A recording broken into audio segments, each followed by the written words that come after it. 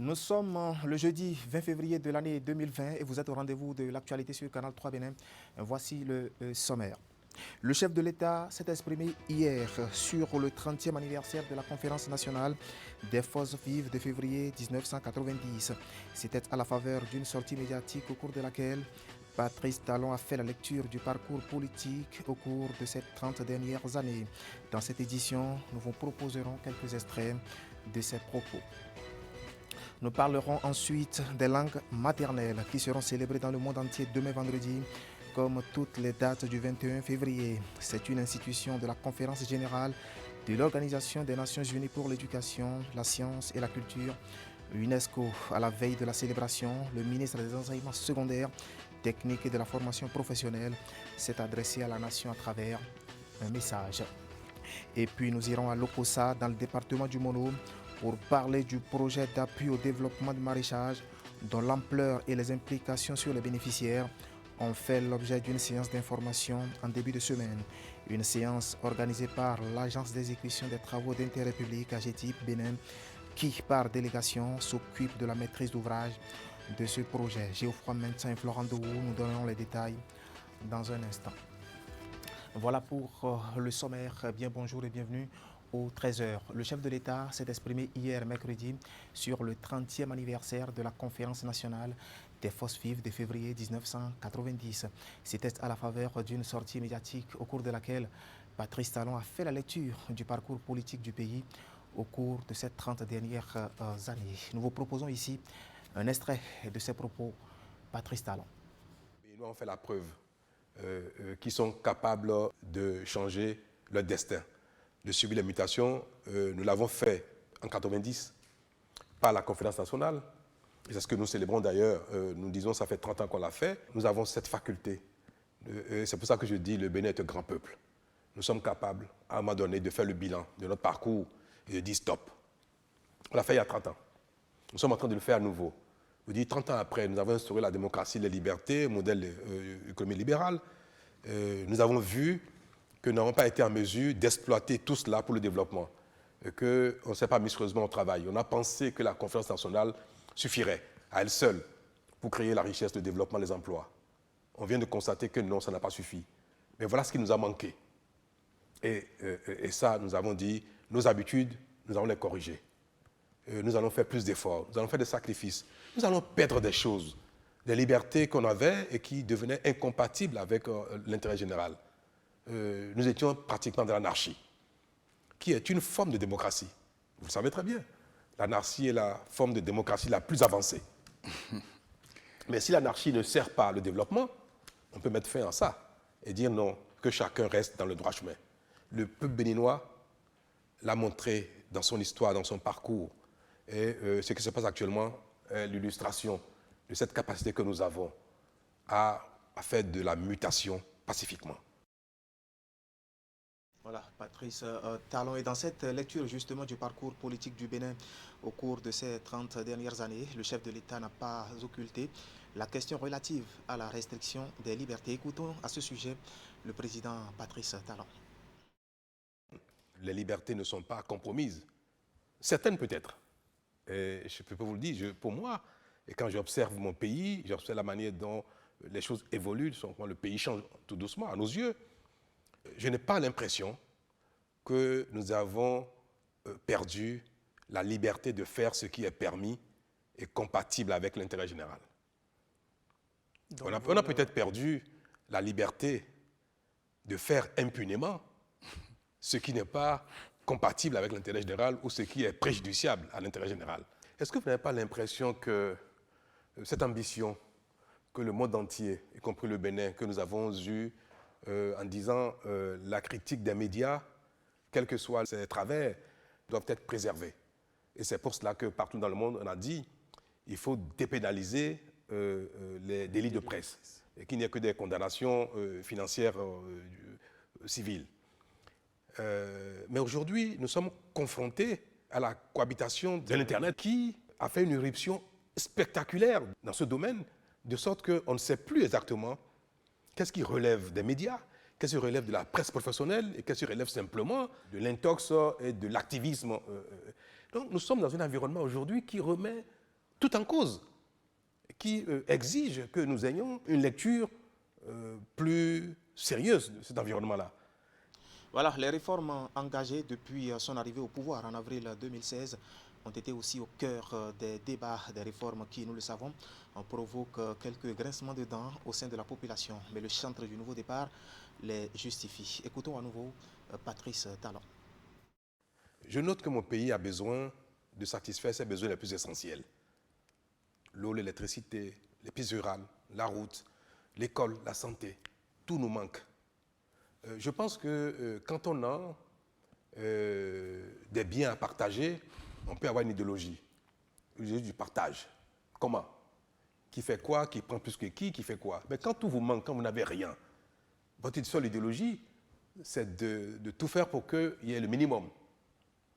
C'est la situation du Bénin. C'est pour ça que je pense qu'en réalité, à l'étape où nous sommes, il n'y a pas véritablement d'idéologie pour conduire l'action gouvernementale. Il faut parer au plus pressé, il faut satisfaire les besoins les plus indispensables au développement. Alors, est-ce que faire ce qui est bien, nécessaire, indispensable, par tous les moyens, est une dictature? Alors, pour utiliser l'expression la dictature du développement, le développement est indispensable au peuple, aux nations, aux individus. Le bien-être moral, physique, matériel est indispensable. C'est la quête de tout le monde. C'est ce à quoi tout le monde aspire. Trouver les moyens de satisfaire ces besoins-là, ou les satisfaire par tous les moyens, même si on peut ne pas être compris, mais qu'on ait de bonne foi, et qu'en plus, l'action porte ses fruits, est-ce que cela doit s'appeler dictature de développement? Je ne sais pas. Le mot dictature me paraît trop fort, très péjoratif, pour qu'on l'utilise pour la satisfaction des besoins essentiels. Voilà, c'était le président Patrice Talon qui s'exprimait par rapport aux 30 années de pratique démocratique au Bénin. Les langues maternelles seront célébrées demain vendredi, comme toutes les dates du 21 février. Une institution de la Conférence générale de l'Organisation des Nations Unies pour l'éducation, la science et la culture UNESCO. Cette année, le thème retenu pour la célébration est « Langue sans frontières ». À la veille de l'événement, le ministre des Enseignements secondaires, techniques et de la formation professionnelle s'est adressé à la nation à travers un message dont voici la teneur. Professeur Maounyo Kapo.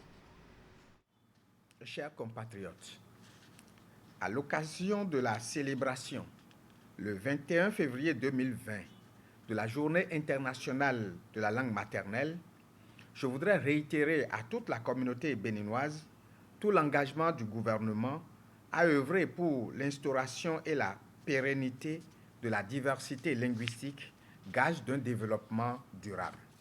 Le thème retenu par l'UNESCO cette année pour la célébration de cette journée est « Langue sans frontières ». Ce thème montre combien la promotion de la langue maternelle favorise le brassage interculturel des peuples. En effet, au-delà d'un moyen de communication, la langue est toute l'identité de l'homme. Mesdames et messieurs, loin d'être une fête, la date du 21 février doit être un instant de réflexion profonde sur nos rapports avec nos langues maternelles. Elle doit nous amener à nous engager définitivement dans la valorisation de nos patrimoines linguistiques, culturels et cultuels. Il faut donc reconnaître que les langues constituent des instruments les plus puissants pour préserver et développer notre patrimoine matériel et immatériel. Dans cette perspective, je lance donc un appel à toutes les Béninoises et à tous les Béninois pour que nous fassions une profonde réflexion sur nos rapports à nos langues maternelles et avec les autres peuples. Ce qui permettra de prendre des engagements qui valorisent nos cultures et de faire parler nos langues maternelles dans nos familles respectives. Mesdames et messieurs, engageons-nous donc tous ensemble pour relever le défi de l'alphabétisation et de la promotion des langues nationales au Bénin. Voilà, professeur Maounyo Kapo, ministre des Enseignements secondaires et de la formation technique et professionnelle. En tourisme, le parc W sera réhabilité dans les semaines à venir et dans ce sens, Un accord de financement de plan d'intervention préparatoire a été signé cette semaine entre le ministre du Cadre de vie et du Développement durable et African Park Network. Il s'agit de mettre à disposition les fonds pour la réalisation d'un projet d'envergure dont l'objectif est de revaloriser ce patrimoine touristique afin d'en tirer les bénéfices pour le développement et la visibilité du Bénin. Reportage. À travers cette signature d'accord entre le Bénin et African Park Network, c'est l'une des actions envisagées pour révéler le parc de la Pandjari au monde entier, comptant à mettre en œuvre. Il s'agit du plan d'intervention prioritaire pour la réhabilitation et le développement du complexe W. Ce projet, l'un des plus denses de l'ère Patrice Talon, vise à mettre en valeur les attraits sociologiques, économiques et écologiques d'un patrimoine qui promeut la diversité. Les derniers dénombrements en 2019 montrent que nous avons un effectif d'éléphants qui tourne autour de 1200 individus d'éléphants. Il s'agit de la dernière grande population d'éléphants en Afrique occidentale. Quelques 360 espèces d'oiseaux y sont dénombrées. 150 espèces de reptiles et d'amphibiens ont été recensées. C'est la première zone sauvage prestigieuse de l'Afrique de l'Ouest qui pourrait à l'avenir devenir un atout économique et permettre d'appuyer la réhabilitation d'autres aires protégées dans cette partie de notre continent. C'est un challenge pour African Parks et African Parks aimerait bien pouvoir montrer et mettre toute sa puissance pour pouvoir arriver à régler les problèmes du W. Malgré le contexte sécuritaire tendu, la réserve de la biosphère transfrontalière W Bénin a enregistré globalement des résultats encourageants en 2019. Pour consolider les acquis, plus de 2 milliards de francs CFA ont été mobilisés dans le cadre du plan d'intervention prioritaire. Avec un cofinancement du gouvernement à hauteur de 347 361 840 francs. La contrepartie financière du Bénin, qui fait principalement l'objet de la présente convention, a été mobilisée et mise à la disposition de APN depuis le 12 décembre 2019. Plusieurs autres actions de facilitation pour l'exécution du projet ont été également effectuées par mon département. Initié pour une durée d'1 an à compter d'octobre 2019, le plan d'intervention prioritaire pour la réhabilitation et le développement du complexe W permettra à long terme d'améliorer la surveillance autour du parc en fixant une brigade spéciale et de faciliter l'aboutissement de la délégation de gestion. Voilà, c'était un compte rendu signé Berger d'Or Adjiou. Allons maintenant au quartier d'Ekungbe, c'est dans l'arrondissement de Godomé pour évoquer un cas d'insalubrité des caniveaux insalubres, non couverts et bouchés à plusieurs endroits par des ordures entre incivisme des riverains et manque d'entretien de la mairie, évidemment. L'on s'accuse mutuellement dans ce quartier sur le terrain.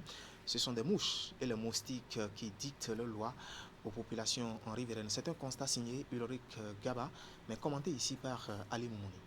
Des caniveaux à ciel ouvert, un véritable piège pour hommes. À ce décor dangereux s'ajoutent les détritus de tout genre, combinés aux eaux usées et stagnantes. Bienvenue à Dekungbe, l'un des quartiers phares de l'arrondissement de Godomé. Ici, l'insalubrité règne en maître. Les gens tombent régulièrement dans les caniveaux. Nous sommes tout le temps envahis par des mouches et des moustiques. Des odeurs suffocantes drainent tout le temps des mouches dans nos ateliers. Nous n'arrivons même plus à bien respirer. Les enfants tombent dans les caniveaux. Il faut que les autorités procèdent à leur réfection parce qu'ils génèrent beaucoup de moustiques. On a beau parler, on a demandé même à la mairie partout de venir voir. L'eau ne coule même pas. Lorsqu'il pleut là, c'est fini. Tous les fonds, toutes les maisons sont inondées. On ne comprend pas.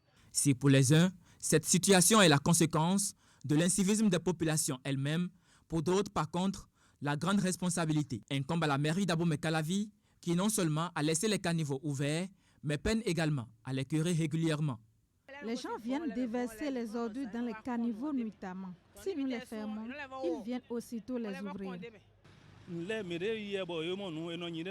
Le caniveau étant à ciel ouvert à plein temps, les passagers ont l'habitude d'y jeter des déchets, ce qui génère des mouches indésirables. L'incivisme aussi est dedans, les ordures, ils versent dedans, on a tout dit, on sensibilise tout de suite, quand tu tournes d'eau, tout de suite, il met encore l'eau, il met encore des ordures dedans. Les caniveaux sont aussi ouverts, qu'est-ce qu'on peut faire? Si c'est au moins fermé, ce serait bon. Interpellés, les autorités communales avouent leur impuissance face à l'incivisme des populations. Mais elles rassurent quant à leur mission de curage des caniveaux. C'est une opération que nous faisons au moins 2 fois là. Une fois avant la saison des pluies, juste avant le démarrage de la saison des pluies. Et après, puisque nous avons 2 grandes saisons, nous en faisons encore une après, avant la petite saison. Actuellement, les dispositions sont en train d'être prises pour enclencher, à partir du mois de février, le curage des caniveaux.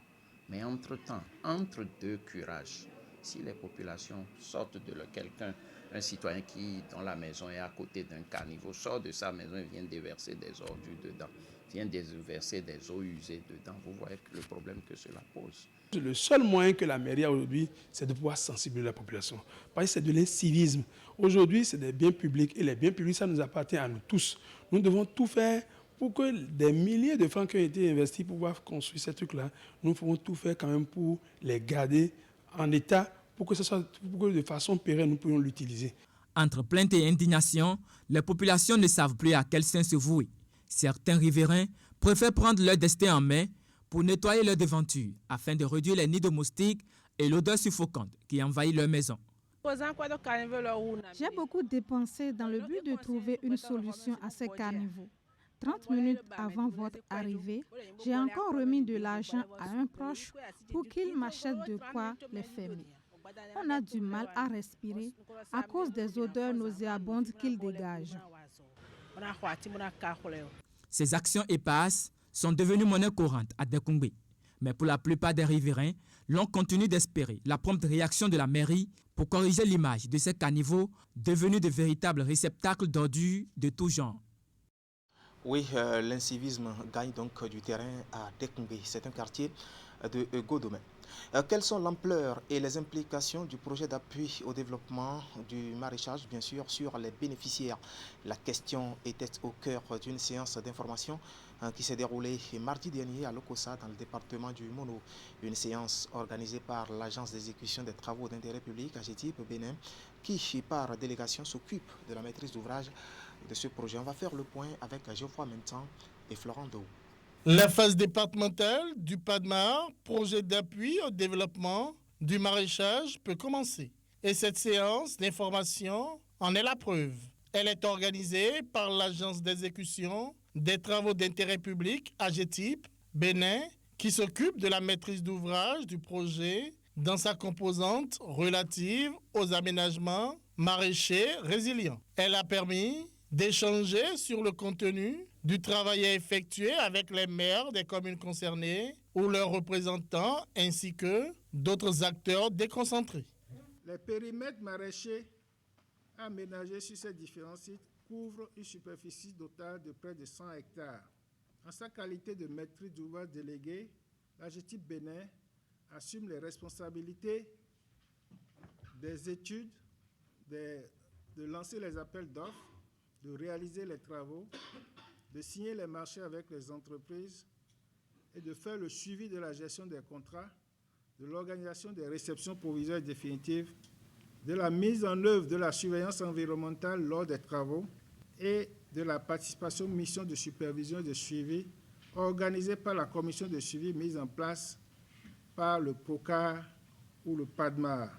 Le PADMAR intervient dans 27 communes situées sur le territoire de 7 départements dans le Mono. Un département connu pour ses nombreuses potentialités agricoles en raison d'un relief au sol riche, varié et adapté au maraîchage. Les communes bénéficiaires sont Grand Popo, Comé, Atiémé et Lokossa. La mise en œuvre de cette composante 2 du PADMAR, d'un montant total de 5 330 millions, est prévue pour durer 30 mois, dont 18 seront consacrés à l'exécution des travaux et 12 pour la période de garantie. En prélude au lancement des activités d'aménagement et dans le but de garantir la qualité, la durabilité et le respect des normes environnementales, l'AGETIP Bénin, en sa qualité de maître d'ouvrage délégué, après obtention des avis de non-objection des partenaires et du maître d'ouvrage, a déjà lancé, à ce jour, déjà un avis manifestant son d'intérêt pour recruter les bureaux de contrôle qualifiés pour le contrôle des travaux. Dans son déploiement, il est prévu la construction de pistes, l'aménagement de périmètres maraîchers, l'accès aux technologies améliorées pour accroître la productivité, l'appui à la professionnalisation des maraîchers. C'est l'occasion pour moi de nous exhorter, chacun en ce qui le concerne, à une réelle implication dans la mise en œuvre et la réussite de ce projet. La préfecture de l'Okossa s'engage à jouer sa partition afin qu'à l'heure du bilan, nous puissions dire avec fierté que dans le département du Mono, la mise en œuvre du PADMA a été une parfaite réussite. Le PADMA a été officiellement lancé à Cotonou le 21 avril 2017. 28,7 milliards sont prévus pour accompagner 17 000 producteurs maraîchers du Bénin. Il est financé par un pool de partenaires avec le Fonds international de développement agricole FIDA comme chef de file.